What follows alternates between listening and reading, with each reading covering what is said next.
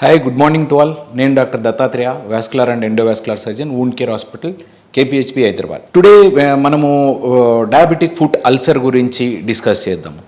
So one of the most common cause for chronic non healing ulcers of the foot or lower limb is diabetic foot ulcer. And వరల్డ్లో census తీసినట్టయితే యాంపుటేషన్కి most common cause trauma అంటే road traffic accidents.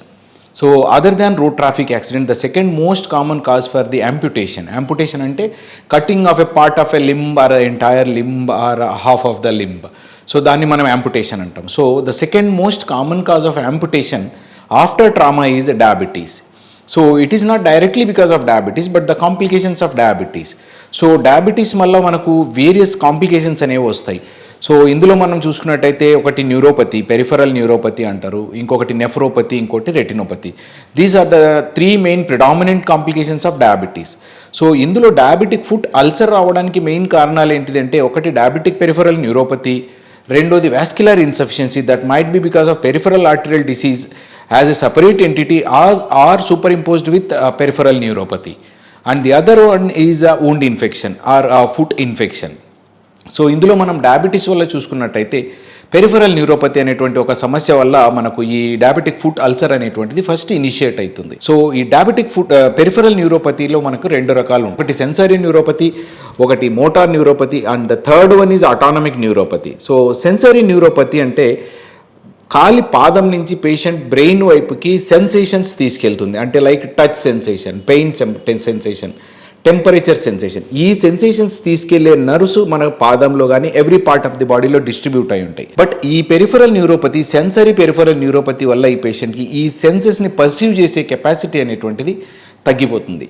So ఎప్పుడైతే ఈ temperature perception are pain perception అనేటువంటిది తగ్గిపోయిందో పేషెంట్కి, ఎప్పుడైనా ట్రామాకి గురైనప్పుడు అంటే ఏదైనా చిన్న దెబ్బ తగిలినప్పుడు కానీ లేదా వేడి సర్ఫేస్ మీద కాలు పెట్టినప్పుడు బొబ్బలు ఏదైనా వచ్చినప్పుడు కానీ పేషెంట్కి పెయిన్ అనేటువంటిది కానీ వేడిగా ఉంది చల్లగా ఉంది అనేటువంటి ఆ సెన్సేషన్, ఆ స్పర్శాజ్ఞానం అనేటువంటిది కోల్పోతారు.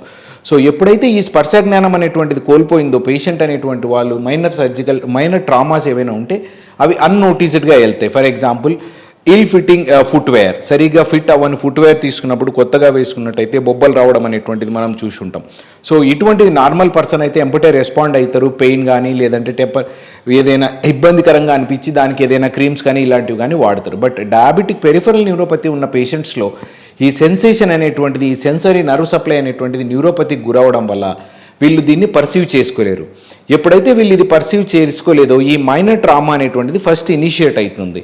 So once a minor trauma initiate అయిన తర్వాత స్లోగా వీళ్ళ సరౌండింగ్ ఏరియాస్లో ఉన్నటువంటి దుమ్ము, ధూళి, ఫ్యాబ్రిక్ మెటీరియల్ కానీ డస్ట్ పార్టికల్స్ కానీ ఈ అల్సర్స్లో వెళ్ళి డిపాజిట్ అవుతాయి. సో వన్స్ ఈ టిష్యూస్లో ఇవన్నీ డిపాజిట్ అవ్వడం వల్ల it will form as a source of infection.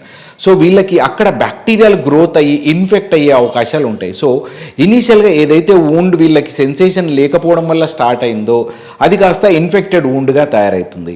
And ఈ depending upon the patient immunological status and patient sugar status ఈ ఇన్ఫెక్షన్ అనేటువంటి స్ప్రెడ్డింగ్ అనేటువంటిది ర్యాపిడిటీ ఉంటుంది. ఫర్ ఎగ్జాంపుల్ మంచి ఇమ్యూన్ కండిషన్స్లో ఉన్నారు, మంచి diabetic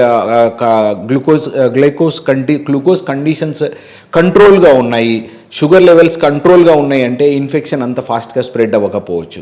but at the same time old age గ్రూప్స్లో ఇమ్యూనిటీ తక్కువ ఉన్నప్పుడు కానీ అన్కంట్రోల్డ్ షుగర్స్ ఉన్నప్పుడు కానీ ఈ ఇన్ఫెక్షన్ అనేటువంటిది ర్యాపిడ్గా సబ్క్యూటేనియస్ టిష్యూ అంటే చర్మం కిందికి స్ప్రెడ్ అవ్వడము, అక్కడి నుంచి local cellulitis or local redness or infection symptoms, and దాని తర్వాత ఇంకా డీప్గా వెళ్ళిపోయి వాళ్ళకి పస్ అది ఫామ్ అవ్వడము, అండ్ ఇంకా డీప్గా వెళ్ళిపోతే బోన్ అది ఇన్ఫెక్ట్ అయిపోయి బోన్, టెండాన్, మసిల్స్ ఇవన్నీ కూడా ఇన్వాల్వ్ అవ్వడం అనేటువంటిది జరుగుతుంది. సో ఇటువంటి సిమ్టమ్స్, ఇటువంటి అల్సర్స్ మనకు ఉన్నట్టయితే ఎంత అర్లీగా అయితే అంత అర్లీగా మనం రికగ్నైజ్ చేసుకోగలిగి అర్లీగా అల్సర్ని మనం ఇంటర్వ్యూన్ చేసినట్టయితే అండ్ ట్రీట్మెంట్ చేసుకున్నట్టయితే యాంపుటేషన్ నుంచి మనం ప్రివెంట్ చేసుకోవచ్చు. సో పేషెంట్ అనేటువంటి వాళ్ళకి ఇనిషియల్గా ఎలా ఉంటాయి సిమ్టమ్స్ అంటే కాళ్ళల్లో పిన్నులతోటి గుచ్చినట్టు కానీ లేదంటే ఏవో చీమలు పాగినట్టు అనేటువంటి స్పర్శ అనేటువంటిది అనిపిస్తుంది, లేదా కొంతమంది జోమ్ ఎక్కిన పాదాలు అంటారు. సో ఇలాంటిది నార్మల్గా పాదాల దగ్గర స్టార్ట్ అయ్యి క్రమంగా పైకి మోకాల వైపుకి స్ప్రెడ్ అవుతూ వస్తుంది. సో అండ్ పుండు ఏదైనా ఫామ్ అయింది, దెబ్బ ఏదైనా తగిలింది అంటే అది మానకుండా ఉంటుంది ఎన్ని రోజులున్నా. సో ఇటువంటి పేషెంట్స్ కానీ ఇటువంటి సిమ్టమ్స్ మీకు ఉన్నట్టయితే దగ్గరలో ఉన్న వాస్కులర్ ఎండోవాస్కులర్ సర్జన్ కలవండి. నేను doctor Dattatreya, vascular and endovascular surgeon, wound care hospital, KPHB, Hyderabad.